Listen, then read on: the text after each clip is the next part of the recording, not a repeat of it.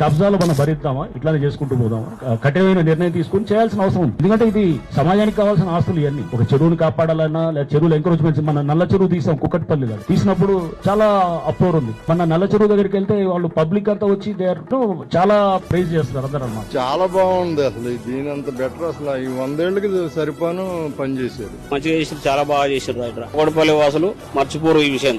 అప్పుడు 1 year back జరిగిన దానికి ఇప్పటికి పబ్లిక్ మనం చేసి అక్కడ ఈ బతుకమ్మకుంట బెస్ట్ ఎగ్జాంపుల్. బతుకమ్మకుంట చూడండి ఎట్లా దాని రూపురేఖలో మారిపోయింది. ఆ చుట్టుపక్కల ప్రతి చెరువు ప్రతి ఇట్లానే తయారవుతాయి అన్నమాట. ఈ గవర్నమెంట్ ల్యాండ్ ఇప్పుడు కాపాడిన దాంట్లో కూడా ప్రభుత్వం చాలా పెద్ద పెద్ద ఆలోచనలు చేస్తుంది. అంటే దాంట్లో చాలా చేయడానికి కూడా వాళ్ళు పూనుకుంటున్నారు. అంటే ఏది స్కూల్స్ లేదా ఇంకా ఇతర గవర్నమెంట్ నుంచి చాలా అంబిషియస్ ప్లాన్స్ ఉన్నాయి. సో అంటే ఒక గవర్నమెంట్ ల్యాండ్ ఉందంటే గనక గవర్నమెంట్ కి దానికి చేయడానికి ఎన్నో, అంటే అందరి సమాజానికి చేయడానికి చాలా ఇది ఉంటుంది. అంతేగాని ఎవడో కొంతమంది కబ్జా చేసేసి చేస్తే గనక సిస్టమ్ వాళ్ళకి ఏమన్నా లీగల్ గా వాళ్ళు ఇల్లు క్లెయిమ్ చేసుకోవచ్చు. ఇందిరా ఇల్లులు ఉన్నాయి, లేకపోతే రకరకాలు ఉన్నాయి.